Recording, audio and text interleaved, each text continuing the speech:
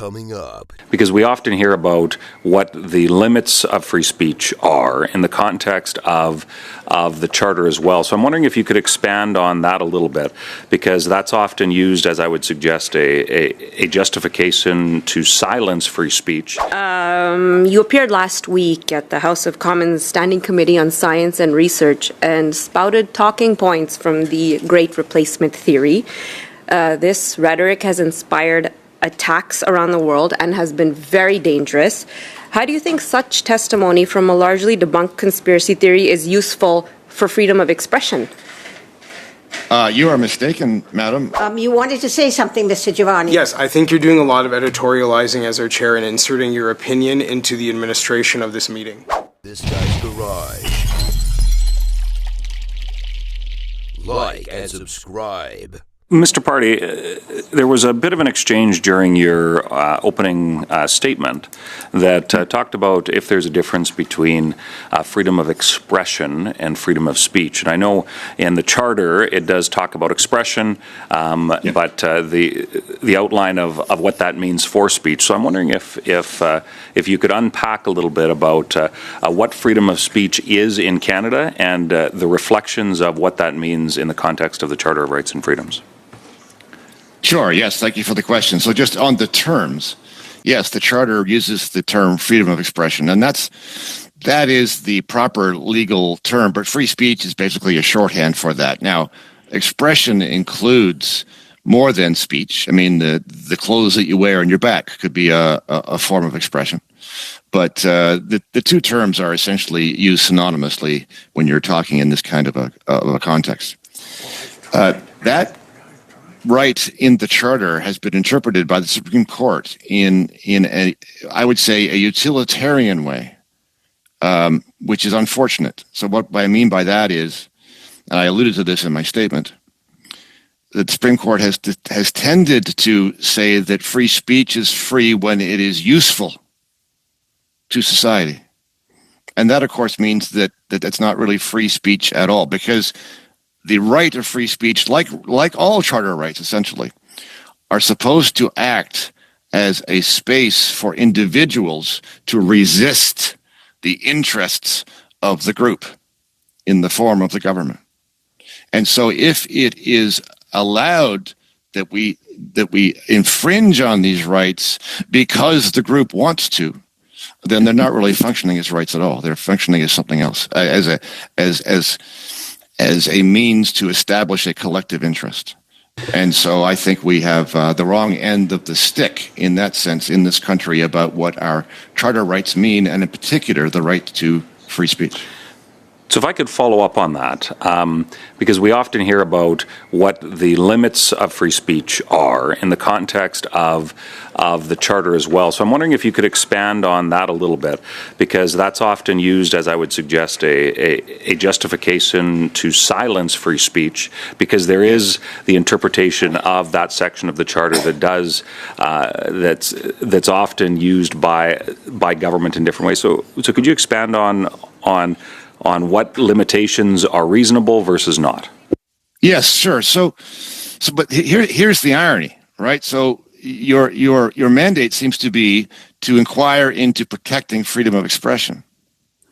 And the asks that I'm hearing are all about governments doing things or subsidizing things or creating more rules and creating more restrictions.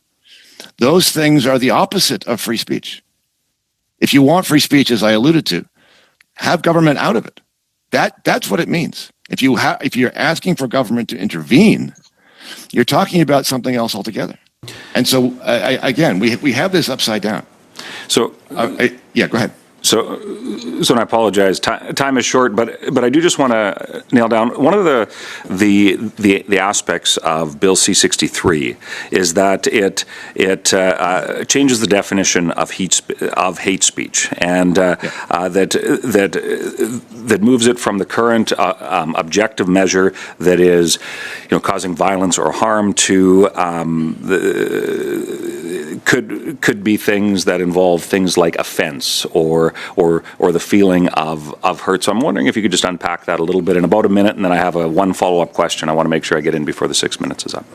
Sure. Well, in the text of C63, they have tried to draw a line between hate speech on the one side and offensive speech on the other, saying offensive speech is okay, but hate speech is not okay. And that sounds reasonable, right? But of course, nobody knows where the line is. And so if you are speaking in a way that some people would regard as offensive, there is no guarantee whatsoever that on a particular occasion, a tribunal or a court is going to say, well, no, that is hate speech and you're liable. Okay. So as soon as you go down the road of deciding that you're not allowed to say things that don't violate anybody else's rights, like you're not threatening violence, but nevertheless, the government's going to say you're not allowed to say that. Now you're into dangerous territory in which freedom of speech is actually not being observed. Thank you. And in about the minute that I have left, a common topic of conversation before this committee has been Bill C-11 and Bill C-18, the Online News Act and the Online Streaming Act. In about 45 seconds, I'm wondering if you could share your opinion of those two bills with the committee. Yeah, these are terrible pieces of legislation. They are interfering with both the speech but also the listening of Canadians. And so you can think in some context of freedom of expression as an exchange between speaker and audience. And both have the right to conduct the exchange, the speaker to speak, the audience to listen. And what these two bills do is they give powers to administrators and bureaucrats and offices to interfere in that exchange and to dictate to Canadians what it is they can access and listen to online. They are terrible pieces of legislation. 15 seconds. 12. Yeah, that's the answer. Sorry. Yeah, and I don't think I have time to get another. Okay, that's good. Thank you. Repeal the bills. Thank you. My first question is for Mr. Purdy. You appeared last week at the House of Commons Standing Committee on Science and Research and spouted talking points from the Great Replacement Theory. This rhetoric has inspired attacks around the world and has been very dangerous. How do you think such testimony from a largely debunked conspiracy theory is useful for freedom of expression? You are mistaken, madam. I did not talk about that at all. My submission to that committee was that federal research funding should be abolished. It had nothing to do with anything you're talking about. You stated it during your testimony. Tell me what I said. You were saying that this theory is something that is supposed to be helpful in freedom of expression, in getting government out of freedom of expression. My other question to you is, you do know government helped. You've accused me of something. And I want to clear Excuse it up. me, order, please. Miss Dillon, thank you. Finish your question. That's it for this witness. I have Mrs. Dufresne. I'm going to ask questions Thank too. We're Point hearing of a lot order. of testimony about. Finish his answer or just the question? Well, I think... You No, made I it got very my clear in answer. earlier Thank you. comments that there was latitude given to the witnesses to answer. So I'd expect I the didn't same make it treatment clear that there was latitude. Witnesses cannot go beyond the scope of the study when they're answering. I have allowed a lot of blue skying to go on here, and I've done that because but I'm sorry, Mr. Giovanni, You're I'm inserting speaking. your own opinion Mr. into Giovanni, this. I am speaking. When I finish, you may say what you wish to say. I will turn to you for your comment. So I think what we're doing is that the witness was asked a question. He challenged the questioner on it, and she has decided not to continue the question and is moving to someone else. So I think the witnesses had an opportunity to respond to the accusation by the MP. Now, you wanted to say something, Mr. Giovanni. Yes, I think you're doing a lot of editorializing as our chair and inserting your opinion into the administration of this meeting. Thank you. As chair, I can make sure we stay on topic. That's my job. My job. I don't see how the administration of government and the budget has anything to do with this. You don't see how expanding the federal government's power over freedom of expression is relevant? When I'm speaking, Mr. Giovanni, allow me to finish, then I will allow you to say what you have to say. So allow me to finish. I think that there has been a lot of blue skying going on here where we talked about budgets and amount of money being spent, etc. That is not on topic. It's about freedom of expression. That can go into all kinds kinds of corners, and I've allowed people to do that because it is pertinent to freedom of expression. And when Mr. Party has answered about freedom of expression, I've let him go into the corners he wishes to go in. That's what this is about. But we're not discussing a budget here, and I allowed that to happen, but I'm not going to allow it to happen again. Budgeting for the Government of Canada has got nothing to do with freedom of expression. And so I'm going to move forward to Ms. Dillon. You have the floor. Thank This is you, absurd. Madame Dufresne. My question is for you.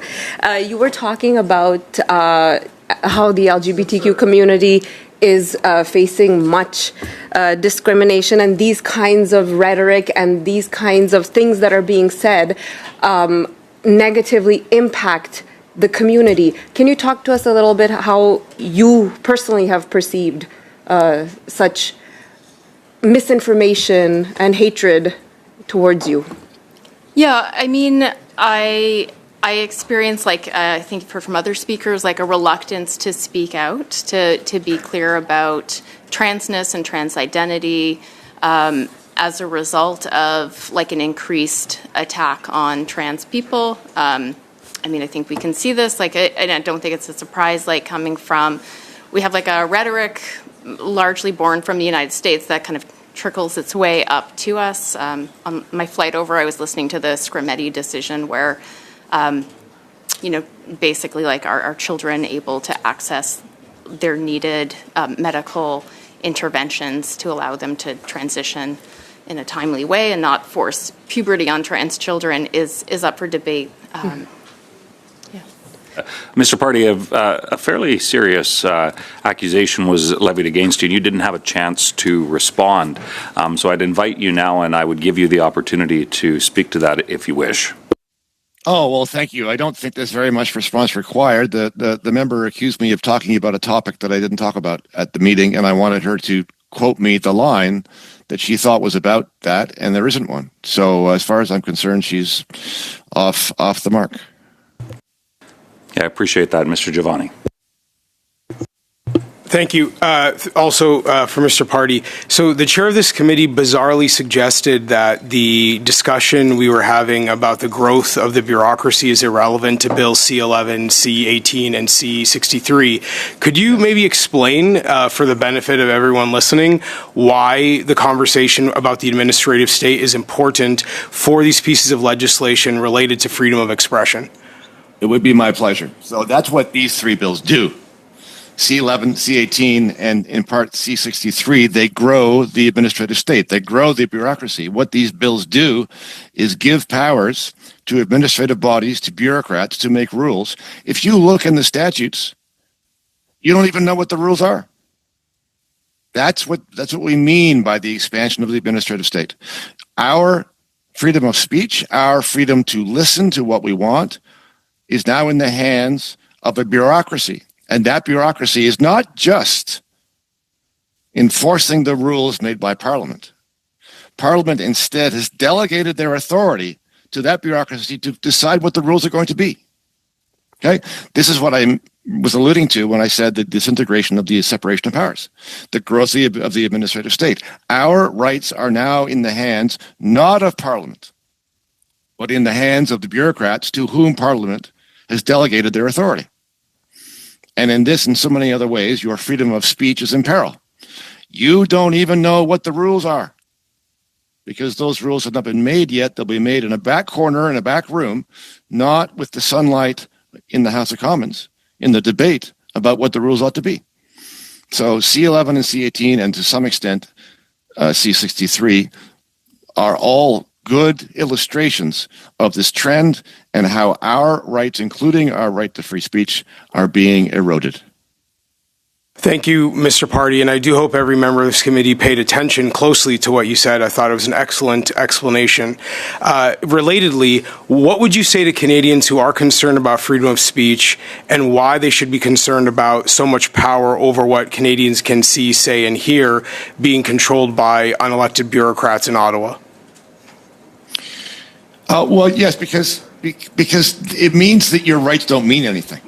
It means that your rights are dependent upon decisions made by unelected people that are not accountable to you or anybody else for that matter. Right? You can't tell where the line is. When you go out online or in the streets, and you know that you might be punished for something bad that you say, you don't know what the line is between hateful and offensive, that means your speech is chilled. If you live in a country where you have to think twice before you speak because you're concerned about getting into legal trouble, then you know you probably don't live in a free country. Thank you, Mr. Party. Mr. Party, I think what we've seen sort of on display in some of the comments made today at this meeting is a certain logic that has informed the legislation that you've referenced, Bill C-11, C-18, C-63. And that logic seems to be people pointing to problems in society, suggesting that the expansion of the federal bureaucracy is somehow the necessary solution to those problems, not really making a case for the efficacy of that bureaucracy, but nonetheless saying that the bureaucracy must grow and that the Canadian taxpayer must pay for that growth. I'd like for you to speak to your concerns related to the expansion of the federal bureaucracy, and in particular, I'm referencing some of your writing on the growth of the administrative state. Yes, thank you. Thank you for that question. I agree with the premise of your question 100%. We have mangled the idea of rights, such as those in the Charter of Rights. They're supposed to be negative rights, meaning that they are rights against government interference. If the government does not interfere with you, then your rights are being observed. And we have this idea in this country that there are rights that we need the government's help to achieve.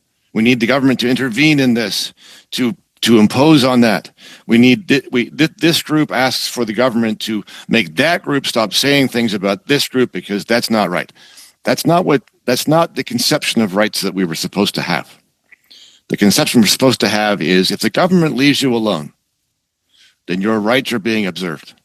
It is when the government intervenes that is the problem, and you can see that reflected in the comments and the submissions here. But yes, to your larger point, we have a government that has grown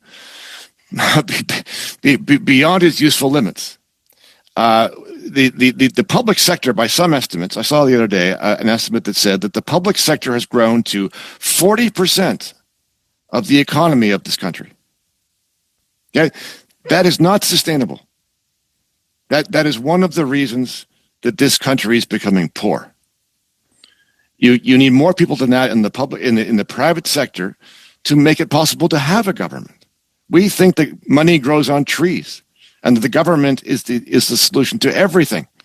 And we're in that trap so deep that we cannot see anything else. That whenever there's a problem, that the only possible solution is more, not less, government programs, rules, taxes, structures.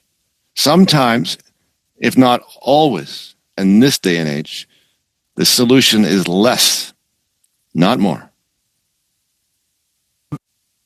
This in our broader conversation about freedom of expression, how would you articulate to the average Canadian citizen why hearing people in Ottawa talk so cavalierly about expanding the footprint of the state may be a danger to people being free to articulate themselves, particularly around things where they might disagree with the government and want to be able to express those views? Yes, well, we're approaching a society in which the government runs the show, period. I mean, it's happened to us slowly and insidiously. It's grown without, actual revolution or anything. This is just, it's the way public authorities spread their influence. It happens over time. We have had an administrative state for many, many years, but it's now as big as it has ever been. And by the way, the administrative state is not provided for in our Constitution. It's not prohibited, but it's not provided for. And so the fundamental ideas like the separation of powers between legislature and executive and courts now has been more or less practically been put by the wayside. And the bureaucracy now more or less runs the show. And if you think that you live in a free country and the bureaucracy actually runs the show, then you are mistaken. The greatest threat to our liberty now is the administrative state. There's a line you wrote in an article for the National Post that I'd like to ask you to elaborate on, where you wrote, "We trusted that these institutions," and in institutions you're referring in part to the administrative state, "would commit to their own restraint. We have been tragically naive." Can you comment on what restraint means in this context? And again, for the purposes of the freedom of expression, why people need to be concerned about trusting the administrative state to be restrained in its use of power? Thank you, Mr. Giovanni. I'm glad you came back to the topic at hand, and because we were moving away from it. The entire time, actually. Okay, please, I'll ask the witness to stick to the topic at hand. Thank you. We've been talking about the topic at hand. You're wrong. Please, can you go ahead and answer the question? You're editorializing. Yeah. So the rule of law is an idea, and the idea is that the state is restrained in all kinds of ways, including the way it restrains our speech. But the rule of law depends upon the people in charge believing in the idea. And now they don't.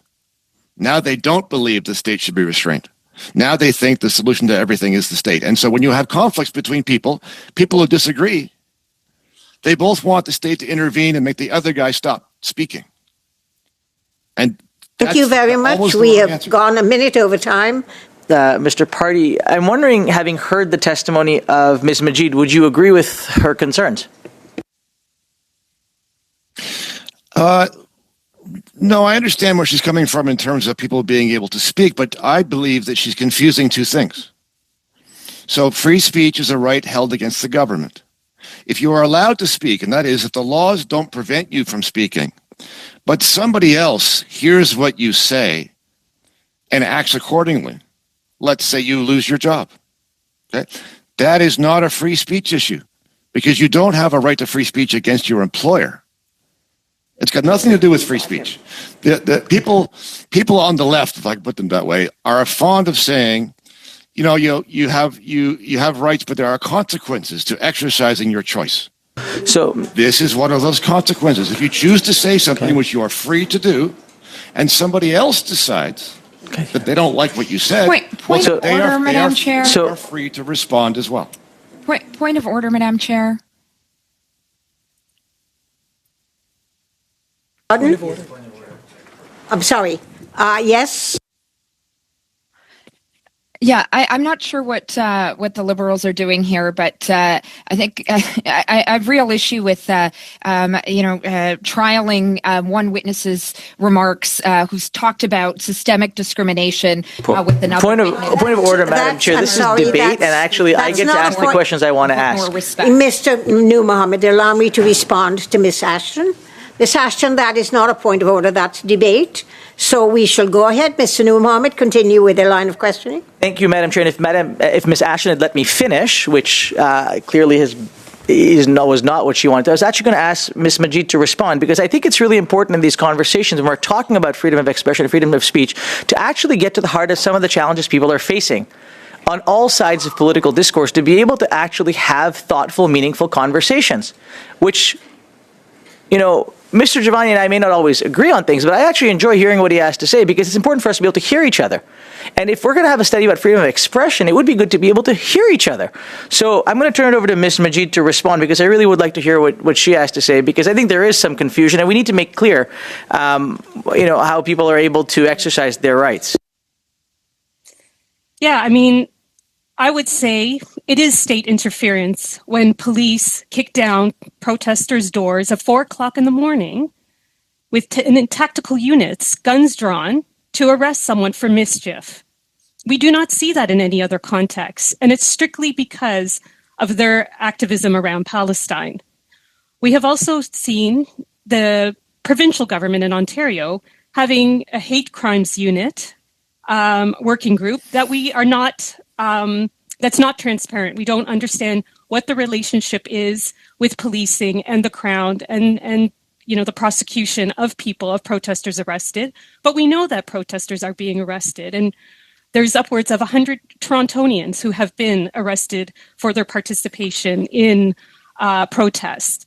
So we have had the provincial government, again, in Ontario, have an attestation policy in their workplaces, so they will not hire people, students in particular, who have signed open letters in support of Palestinian rights, forcing them to declare whether they have signed or not before they get a job interview or a job offer.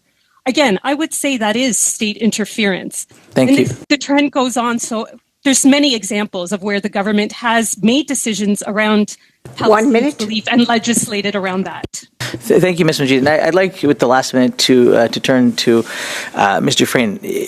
First of all, thank you for the work that you and community do in my hometown of Vancouver. It's important work on so many different fronts, and your advocacy is really appreciated, and the work that your organization, the community, does is really important.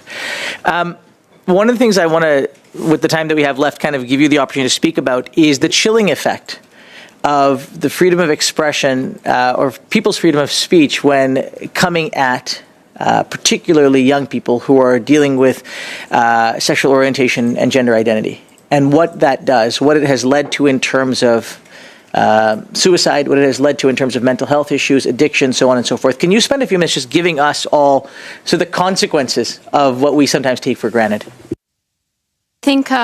I think what we see is that as a result of the promulgation of transphobic and homophobic sentiments, we see real impacts on trans and queer and non-binary youth, increased suicidal ideations, like increased need for support, and it really gets to like the heart of your existence when what you hear and what you experience society's message to be is that everything about you is odious, right? It really hits at your core, and to be able to exist as a full person is very difficult. So I think we see that with youth, and they're little, and it's really, really hard.